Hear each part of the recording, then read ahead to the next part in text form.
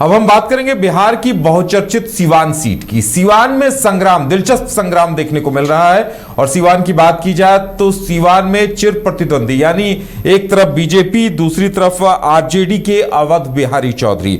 BJP के मंगल पांडे का मुकाबला अवध बिहारी चौधरी से होना है और इस वजह से ये सीट खास हो जाती है। हाई प्रोफाइल सीट, चर्चित सीटों में से एक माना जा रहा है। और यहां पर अगर ओवैसी का क्या कुछ प्रभाव देखने को मिलता है और तमाम समीकरण कैसे क्या कुछ रहते हैं, ये देखना दिलचस्प होगा। हमारे साथ हमारे वरिष्ठ सहयोगी राकेश रंजन जी हैं। राकेश जी, देखिए, सीवान सीट को लेकर मुकाबला दिलचस्प है। मंगल पांडे के सामने बड़ी चुनौती है। ऐसे में मुस्लिम वोट भी बहुत मायने रखते हैं। यहां पर उनका समर्थन किन्हें मिलता है? आप वहां के समीकरणों को किस तरह से देख रहे हैं? देखिए, सीवान में 2025 में मुकाबला नहीं होगा, वो महामुकाबला होगा, क्योंकि दो कद्दावर नेता, मंगल पांडे सूबे के मंत्री हैं, बीजेपी के प्रदेश अध्यक्ष रह चुके हैं, वरिष्ठ नेता हैं। दूसरी तरफ अवध बिहारी चौधरी, जो कि विधानसभा अध्यक्ष रहे जब महागठबंधन की सरकार बीच में बनी उस वक्त। तो दोनों ही बड़े नेता आमने सामने हैं, तो मुकाबला इन दोनों के बीच दिखता है। लेकिन कई और प्रत्याशी हैं जो इन दोनों के बीच के मुकाबले को जो है प्रभावित करने की तैयारी में है, क्योंकि यहां से AIMIM ने भी अपना प्रत्याशी दिया है। मोहम्मद कैफ उर्फ बंटी को चुनावी मैदान में उतारा गया है असदुद्दीन ओवैसी के द्वारा। और ओवैसी इस बार देखिए जितनी सीटों पर भी लड़ रहे हैं, 25 प्रत्याशियों की लिस्ट उनकी आई थी, तो जितनी भी सीटों पर लड़ रहे हैं वो कहीं पर भी हल्के नहीं पड़ेंगे, वो जोर लगाएंगे, ये बात मानकर चलिए। और दिलचस्प ये है कि सीवान में जनसुराज ने भी इंतखाब अहमद को चुनावी मैदान में उतार दिया है। और इसके अलावा BSP से सुनीता देवी भी चुनावी मैदान में है। कुल 13 प्रत्याशी जो हैं सीवान में अपनी किस्मत आजमा रहे हैं और इसमें से जीत किसको मिलती है ये तो वक्त बताएगा। लेकिन आप सीवान के जो दो बड़े कद्दावर नेता जो कि आमने सामने हैं इस महामुकाबले में, उनकी प्रोफाइल देखिए तो आपको चीजें समझ में आएंगी।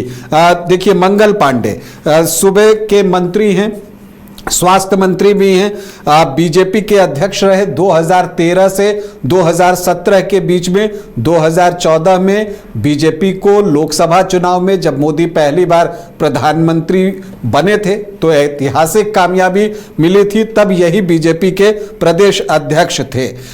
इसके अलावा ये 7 मई 2012 से विधान परिषद के सदस्य हैं। कई राज्यों में बीजेपी के प्रभारी रह चुके हैं। इन्होंने ABVP से अपने करियर की शुरुआत की थी, फिर RSS ज्वाइन किया और पार्टी ने जो भी जिम्मेदारी इनके ऊपर सौंपी उन उम्मीदों पर वो खरे उतरे। पार्टी ने जो भी इनसे उम्मीदें लगाई, भारतीय जनता युवा मोर्चा के सचिव बने, फिर अध्यक्ष बने। तो अब पहले ये संगठन के व्यक्ति थे, पहली बार लोकसभा विधानसभा का चुनाव लड़ रहे हैं। तो अब ये तो पहली बार मंगल पांडे विधानसभा का चुनाव लड़ रहे हैं। दूसरी तरफ उनके सामने जो कद्दावर नेता हैं अवध बिहारी चौधरी, वो 6 बार के विधायक हैं, 6 बार से वो यहां पर चुनाव जीत रहे हैं। 1985 से लेकर 2005 के फरवरी तक लगातार 5 बार वो चुनाव सीवान से जीते हैं। इसके अलावा 2020 में भी उन्होंने कामयाबी पाई, तो कुल 6 बार के विधायक हैं। राबड़ी देवी की सरकार में मंत्री भी रहे, कई जिम्मेदारियां पार्टी ने इनको दी। और जब महागठबंधन की सरकार बनी इस बार, तो उसमें ये बिहार विधानसभा के अध्यक्ष भी बने गए। इसी से इनके कद का अंदाजा लगाया जा सकता है। और फिर जब लोकसभा का चुनाव हुआ तो इनको पार्टी ने प्रत्याशी भी जो है वो सीवान से बनाया था। तो ये हैं दोनों बड़े नेता जो कि एक दूसरे से मुकाबला करने की तैयारी में हैं। तो अब हम देखते हैं कि यहाँ का मुकाबला कैसा हो सकता है। उससे पहले हम देखें कि 2020 में क्या हुआ था, पिछले चुनाव में जब अवध बिहारी चौधरी चुनाव जीते थे, उस वक्त उनके सामने ओम प्रकाश यादव जो है बीजेपी की तरफ से चुनावी मैदान में थे, और तब जो अवध बिहारी चौधरी जीते थे वो जीते थे 1973 वोटों से, मतलब 2000 से कम की जीत थी। तो मुकाबला बहुत कांटे का था। और यहां पर जबकि आप समीकरण देखिए तो समीकरण ऐसा है जो आरजेडी को पूरी तरह से समर्थन करता हुआ दिखता है, क्योंकि यहां MY जो है वो 39 से 40% के बीच में है, और इसमें अगर कुछ वोट जुड़ जाए तो फिर आपके जीतने की संभावना बढ़ जाती है। लेकिन यहां पर एक और चीज जो दिखता है वो ये दिखता है कि यहां पोलराइजेशन भी हो जाता है, शायद ऐसा मुझे लगता है, क्योंकि इस समीकरण में बीजेपी ने 4 बार सिवान में जीत अर्जित की है और आरजेडी जो है वो 3 बार जीतने में सफल रहा है। कांग्रेस को 5 बार कामयाबी मिली है। अब इसमें आप भारतीय जनसंघ और बीजेपी को जोड़ दीजिए तो 4 + 3 7 बार ये जीत है। और आरजेडी जनता दल को 2 बार, तो आरजेडी 3, जनता दल 2, तो 5 इधर निकल कर आते हैं। जनता पार्टी के भी 2 बार जो है यहां पर कामयाबी मिली है। तो एक चीज यहां पर दिखता है कि यहां पर जो समीकरण है वो जब MY एक तरफ इकट्ठा होता है तो दूसरी तरफ वोट जो है वो जाते हैं। और पिछली बार भी आप देखिए कि 45.3% वोट अवध बिहारी चौधरी को आए थे, तो ओम प्रकाश यादव को भी 44.1% वोट आए थे, मतलब 1.2% वोटों का डिफरेंस था। तो क्या इस डिफरेंस को मंगल पांडे इस बार पाट देंगे? देखिए, सिवान में मंगल पांडे का चुनाव लड़ाने की जो रणनीति बनी है, क्योंकि यहां से कई प्रत्याशी बीजेपी के दावेदार थे, तो अब मंगल पांडे चूंकि बड़े नेता हैं, कद्दावर नेता हैं, तो पार्टी में एकजुटता आई है। जो गुटबाजी होने की एक संभावना थी वो पूरी तरह से खत्म हो गई है। और इस सीट पर बीजेपी का कितना फोकस है कि यहां अमित शाह मंगल पांडे के लिए वोट मांगने आ गए। उन्होंने यहां पर अमित शाह के लिए वोट मांगा, और चूंकि यहां पर आप देखिएगा कि जो आपको वैश्य वर्ग के वोटर्स हैं उनकी संख्या बहुत अच्छी है, 14 से 15% के बीच वैश्य वोटर्स हैं, और अमित शाह यहां पर चुनाव प्रचार कर चुके। अगर यहां पर आप देखिए कि असदुद्दीन ओवैसी ने मोहम्मद कैफ उर्फ बंटी को उतार दिया है। अब इंतखाब अहमद जो हैं वो जनसुराज के प्रत्याशी हैं। तो जो MY आप देखते हैं 39 से 40%, जिसमें मुस्लिम 25.8% हैं, 26%, उसमें अगर इंतखाब आलम और मोहम्मद कैफ ने सेंधमारी कर दी, जीतने की भी सेंधमारी कर दी, तो फिर उतनी मुश्किलें अवध बिहारी चौधरी की बढ़ जाएंगी, क्योंकि फिर वो MY में अगर डिप्लेशन आता है, कमी आती है, तो इसका नुकसान आरजेडी को उठाना पड़ सकता है। तो ऐसी परिस्थिति में मंगल पांडे की राह आसान हो सकती है। लेकिन अगर ऐसा नहीं होता, MY इंटैक्ट रहता है, तो मानकर चलिए सिवान में फिर कांटे का मुकाबला होगा, जैसा कि पिछली बार हुआ था।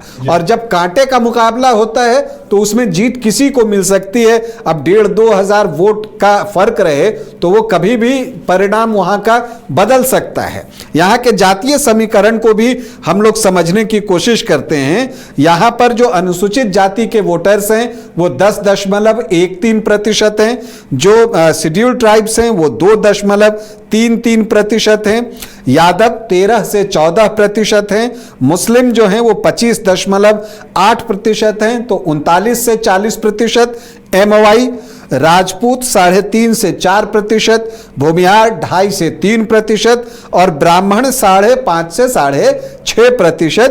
तो ये आंकड़ा सामान्य जाति का 12 से 13% पहुंचता है। कुछ कायस्थ वोटर्स भी हैं, वो भी इसमें ऐड ऑन होंगे, तो 1-2% और इजाफा हो सकता है। इसके बाद देखिए कुशवाहा वोटर्स जो हैं वो 9 से 10% है, और कुर्मी 4.5 से 5.5%। तो जो लवकुश का वोट है वो 14 से 15% के आसपास पहुंच जाता है और वैश्य जो हैं वो 14 से 15% हैं। तो ये भी आंकड़ा 39 से 40% के आसपास पहुंचता है।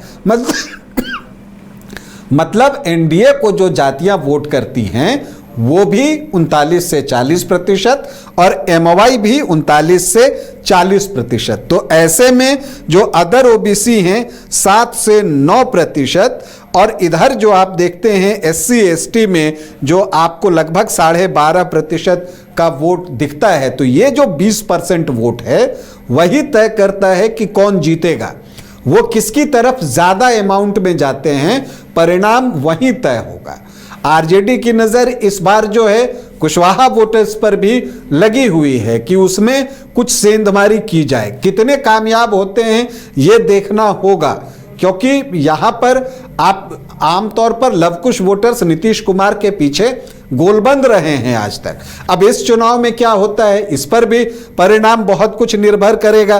तो अगर आप सिवान में देखें तो यहां पर जो है वो घमासान है। अब इस घमासान में मंगल पांडे सिवान में कमल खिलाएंगे या अवध बिहारी चौधरी फिर से लालटेन जलाएंगे, इसका फैसला जो है वो इससे होगा कि जन सुराज के इंतखाब अहमद के स्कूल बैग में कितने वोट जाते हैं और एआईएमआईएम के जो प्रत्याशी हैं मोहम्मद कैफ यानी कि बंटी, उनकी पतंग कितनी ऊंची उड़ान भरती है। इस पर जो है सिवान का परिणाम बहुत कुछ निर्भर करेगा। तो सिवान में एक दिलचस्प मुकाबला, कांटे का मुकाबला, और इस कांटे के मुकाबले में जीत किसकी होगी फिलवक्त बताना बहुत मुश्किल है। इसके लिए हमें 14 नवंबर तक इंतजार करना पड़ेगा। तो चलिए इंतजार किया जाए कि सिवान को लेकर नतीजे क्या कुछ आते हैं, क्योंकि समीकरण बड़े दिलचस्प हैं और महामुकाबले की स्थिति है। अब देखने वाली बात होगी कि मुस्लिम वोटों यानी अल्पसंख्यक वोटों का बंटवारा होता है या अल्पसंख्यक वोट एकजुट होते हैं और परिणामों पर इसका क्या असर पड़ता है ये देखना दिलचस्प होगा।